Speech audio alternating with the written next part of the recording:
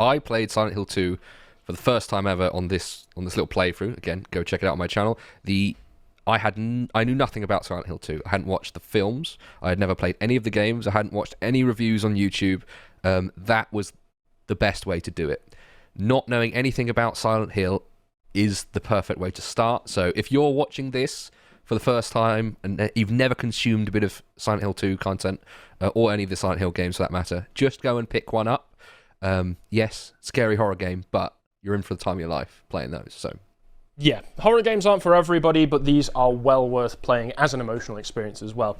So before we get into the direct creation of the games and the narrative around the Team Silent that created the first 4 games, at least within the mythologized narrative that we have these days, we should look into the actual inspirations for them, because Silent Hill is quite wonderful in that we know a lot about the direct inspirations and lore of the series, because the original creators have come out and told us a lot. Some of the creators can be found on Twitter, like Masahiro Ito and other people, such as, for instance, Hiroyuki Owaku, who was the writer and co-writer for the first 3 games. They've been very candid with their influences. They've been very candid with what was driving them, what their intentions were with making some of these games. And you can find it very easily online, for instance, on the wiki page, the inspirational works of Silent Hill, and also what is easily the Silent Hill Lore Master Bible. For anybody who wants to know what's going on in these games in great detail,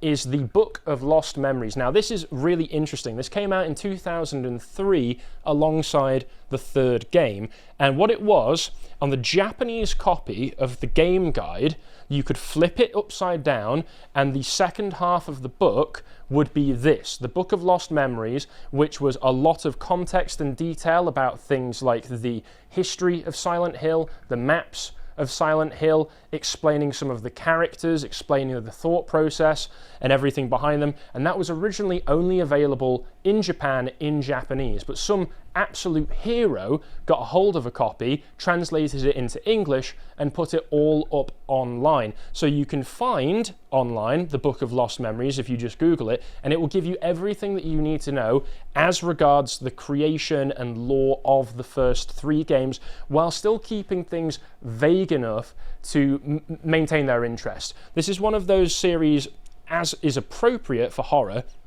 that keeps a nice level of vagueness around the details. Some of the details are still very fuzzy, but by maintaining the mystery, it just keeps you coming back. It keeps the discussions going, very much like one of the series that one of the filmmakers that I'm a huge fan of, who was a big influence on this, which is David Lynch. And we can go through some of the if you click on inspirations in films, the first thing that comes up is David Lynch, and particularly relevant for the second game, which we'll get into deeper into this conversation. You have Lost Highway was a huge influence on it. Eraserhead was a big influence on the kind of style and atmosphere that they were building. Blue Velvet was a big influence on the suspense and the sexual, erotic, psychologically disturbing parts of the second game. And Twin Peaks, and just to list off some of the other things that you can imagine and guess at from the inspiration that he gets from the games get from David Lynch. You know, like in Twin Peaks, you have a mysterious US town with multiple sides and layers. You have this idea of the dream logic, where you're going between different layers of a dream, and with that you get the surrealism, the transitioning in kind of Mulholland Drive way from one scene and place and time to another without much logical connective tissue, in the same way that you do in a dream. There's the strange and otherworldly performances given by the voice actors and motion artists who are capturing everything. And from Lost Highway in particular, the narrative of the second Silent Hill hinges around the use of videotapes to reveal an untold secret to the main character as a kind of revelation. And it also influenced the idea of a dual love interest with this kind of light and dark motif. So I will say once again, this is your final warning. This videotape stuff will be massive spoilers when we actually start talking about it. So this is your final chance, chat. Oh, Your yes. final chance. This videotape is probably the biggest spoiler out of the entire game. So if you really don't want to learn spoilers for Silent Hill 2, pause this and come back later. Yeah, but by listing all of these influences and being so open about them, I think one of the interesting things that you learn about Silent Hill is the breadth of influences that it had, and how few of the influences were directly from video games themselves. Most of what they took as influence for these games were from films, they were from literature, they were from music. One of the big influences is Alice in Wonderland. There's a lot of imagery that goes through going down the rabbit hole so that you can psychologically dig deeper and deeper and deeper into these characters. That's a recurring motif throughout it. A lot of the puzzles throughout all of the games are all focused around literary tales, like Alice in Wonderland, like even Shakespeare shows up in the third game. Yeah, which is the puzzle you said where you have to know in extreme detail several works of Shakespeare? Which one was that again? Well, that's the third game, and it's the first puzzle of the entire game. So to go straight into it, in the third game, it starts off in a shopping mall in small-town America, and you need to get through a locked keypad door. One of the interesting things about Silent Hill, starting from the second game onwards, is that you can actually choose a difficulty level not only for the combat, but also for the puzzles. And if you have the puzzle difficulty set on easy, when you go into the room with the keypad door you need to get through, door's already open, don't need to solve it. If you go into it on normal mode, you need to arrange the works of Shakespeare in an order that lines them up to give you a code that's written on the spine that will get you through the door, right? But that's a really easy way of doing it, because you can just see where the numbers are divided on the spines themselves, because it's scrawled in pen or something. So you can just line them up without knowing much about the clue. On hard mode, you get an enormous Shakespearean a monologue as the clue, that each paragraph of this monologue gives you a clue as to which Shakespeare story. And it's quite obscure the way they do it as well. And then you don't get a description, you don't get the volumes aren't told to you exactly which volume has which story in it. So you don't just go volume 1, Romeo and Juliet. You get volume 1 and it gives you a description of, say, like, a tale of star-crossed lovers doomed to tragedy. Now, and you need to match these up and be able to logically suss out which is referring to which, then put them in order, and then you get the code to open the door. It's basically impossible to brute force the puzzle, because it is expecting, the same way that the creators of the series had a deep respect for literature, both Japanese and Western, because you'll notice a lot of it's Western literature, Western films influencing all of this. It expects you to have a deep knowledge and appreciation and understanding of literature as well. If you want to go that hard with it, Silent Hill is a series that will not only not hold your hand, it will respect your intelligence in the way that it tells its stories. Which is why, me knowing nothing about Shakespeare, unlike a lot of people in this office, I've decided when I do Silent Hill 3 at some point in the near future. Yeah. Play the first one first. Yes. 3 is a direct sequel to it. Yes, so when I get to that, I will not be playing the puzzles in hard mode. I played them on normal mode, by the way. After I solved the puzzle, I looked online at a walkthrough to see what the hard puzzle was like. And I went, oh my God. Oh my God. I probably would have been able to figure out, but it would have taken me like half an hour. And even on normal mode, there were some puzzles that required me, because they were logic and number puzzles, to get out a pen and paper and write things down and figure them out that way. I was really very impressed with it. My Silent Hill 2 playthrough, for reference, was puzzle mode hard, because Proper Horror Show goaded me into it at the start of the first stream, but combat difficulty normal, because it was time constraints, because I was trying to finish it before this stream. But the puzzles were still very interesting, and I was very satisfied each time I solved the puzzles. Unlike most other puzzle games, which I never feel the same sort of sense of achievement. Yeah. Yeah, and somebody in the chat has pointed out, Rob has a very good point, which is that it was nowhere near as easy to look up the solutions online back in the day. In 2003, when Silent Hill 3 came out, if you didn't have an already well-established knowledge of Shakespeare, if you didn't have the works of Shakespeare on your bookshelf, and you didn't have access to an online guide telling you exactly what the solution was, you were screwed.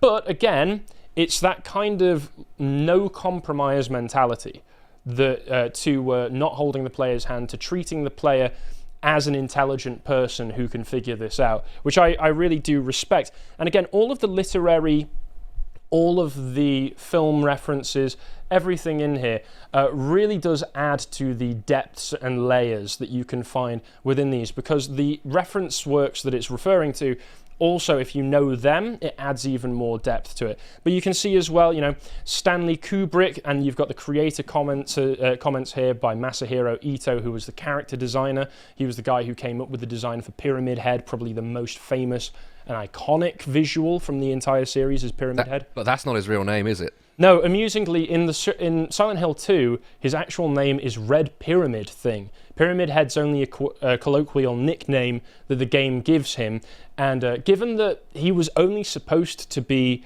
a vision specifically meant for James, the protagonist of Silent Hill 2, the fact that he's since been co-opted by Konami as a mascot for the series and used again and again in parts of the games where he wasn't appropriate, because it's not about James Sunderland anymore, it's about somebody else. He's said in interviews, well, I created Red Pyramid Thing. Red Pyramid Thing is what shows up in Silent Hill 2. All the other games where he shows up, that's not Red Pyramid Thing, that's Pyramid Head. That's something else that I had no involvement in. He has alternatively as well said that he wishes he never created Pyramid Head in the first place, because he thinks that the image of him has been bastardized. He has also said that back when he was attached to return to the series in 2013-2014 to help develop one of the games, that he expected Konami would not want him to make another game without Pyramid Head's involvement. So he decided that if he was going to get that opportunity, that one of the first things that he would do is kill Pyramid Head off the first time that you see him. That game fell through, so that never ended up happening. But it is interesting, and it will get on to later on the way that Konami has handled the franchise. To be honest, Konami in general, they are a shell of their former self. Obviously, their gracious leader, now no longer a part of the company after various shenanigans Sony and other people pulled. But to be honest, the overuse of Pyramid Head is almost like the same metaphors that Pyramid Head themselves represent in Silent Hill 2, which I think we might be able to get onto later. Yes, we certainly will. But just to go over some of the other ones, you've got Stephen King, particularly The Mist. A lot of people don't know that the game was not originally an original work. It was going to be an adaptation of Stephen King's story, The Mist, because that's what Konami originally wanted from the creators. And they just didn't manage to get hold of the rights to it. But they kept a hold of the idea of the mist, or as it developed into in the game series, the fog, as a happy accident, so that they could manage the technical problems with having an entirely 3D real-time rendered game world that you were existing in, which we'll get into in a moment. You've also got, again, quite like David Lynch, there's a Small Town Americana. The game is set in Maine, which is where most of Stephen King's stories are based. The horror is very, very character-based, particularly in the second one. And his pen name, his pseudonym, Richard Bachman, inspired the name of Bachman Road in the game series. And let me see if it's on this page, because there is a part where they just discuss how how most of the names of the streets that you explore in Silent Hill 2, and Silent Hill 1, 2, 3, 4, etc., are all named after their favourite horror authors, including Stephen King with Richard Bachman. You've got Kuntz Road, which is named after Dean R. Kuntz, who's one of the authors that they really respect. One of the other big influences that they have here is the film Hellraiser. And you can really see it, particularly in the first, third, and fourth games. Because, I tell you what, last night I watched the film in preparation for this, the 2006 Silent Hill film starring Sean Bean doing an American accent, which was very, very strange. It barely starred Sean Bean. He was sort of like a... It was the most pointless subplot. I'm here, guys. I'm here to set up the sequel, the shit sequel that everybody hates. We're not going to talk about that sequel film here at all. It's not even worth watching, I don't think. Yeah, but the film reminded me, because of how gory and bloody it was, that, oh yeah, these games are really gory, but not in the same kind of over-the-top way that like a film like that a game like Resident Evil is. Yeah, it's gory in the way that's inspired by Hellraiser, with the use of body horror, with the use of a lot of occult symbols. A lot of the environments are made literally from flesh and skin. It's much less so in the second game, because as we'll explain later, the other world, which is one of the realms that you visit whilst you're in Silent Hill, varies depending on who is projecting their subconscious into the other world. So in Silent Hill 1 and 3, because you are experiencing an other world that's projected by the subconscious of a girl who's been in hospital, who's experienced severe burns, and who has been involved in the cult of the town for a very long time, who the cult are known to have committed human sacrifices and engaged in a lot of pretty brutal practices as part of their rituals. The first and third games have a lot of that kind of imagery. In the fourth game, you're experiencing the nightmare of one of the former members, one of the dead members of the cult, who also was indoctrinated into it from childhood. So you get a lot of that same kind of fleshy, gory imagery there. The second game, you're experiencing the subconscious delusions of a suicidal man who was intending on drowning himself. And therefore, there's a difference in the way that it's projected, because it becomes very waterlogged. Everything's very drowned. And it gets progressively more so the further down the rabbit hole you get, especially in the latter halves of the game, when everything gets quite literally waterlogged. A lot of the levels that weren't flooded now are flooded. Yes, and there's some very, very, really interesting environmental storytelling they do with that. Oh yeah, but they some of the other influences, just to go through, one of the big ones, one of the really big ones, is Jacob's Ladder, which is a film that I have watched. It's a good film. It's a good film, but frankly, very disappointing, because the ending has no climax. It's just a film where the main character goes through a few spooky situations, realizes that everything that he sees is a dream and an illusion, and then maybe goes to heaven, without any big climax where he has to face something about himself, or he has to overcome and overpower the demons that are trying to trap him in this purgatory that he's in. But it was a big influence on Silent Hill, particularly a very famous scene from Jacob's Ladder, where Jacob is being carried on a hospital stretcher into a hospital, and as he's brought further and further into the hospital, the environment begins to change. The people who are the patients of the hospital become more and more physically deformed. All of a sudden, the walls start to turn to rusted chain link, there's gore everywhere, and there are men whose heads, and it was a very inventive effect for the time, heads are shaking uncontrollably to the point where they're just a blur, which if you've played the games, you can see immediately the transition from one world to another, very much used in Silent Hill, the use of rusted and gory backdrops used in Silent Hill, and the use of shaking head enemies, which was at first very specific to Jacob's Ladder and then into Silent Hill as well, has actually become kind of a horror staple these days. In lots of indie horror games, you'll find enemies where their heads are shaking uncontrollably, because it looks disturbing and it gives that uncanny valley appearance. And then some of the more Japanese influences are things like The Ring. The idea of using the Tibetan Book of the Dead and cycles of life and rebirth and suffering. A lot of the actual spirituality that's shown in the games and is shown through the ordeals that the characters have to go through is very Eastern in its philosophy. Again, particularly related to Buddhism. The Ring, there's loads of enemies that show up that have the long, draping black hair over their faces. And the use of videotapes as a storytelling device is not just something specific to Lost Highway and David Lynch, it's also something that you can get from The Ring.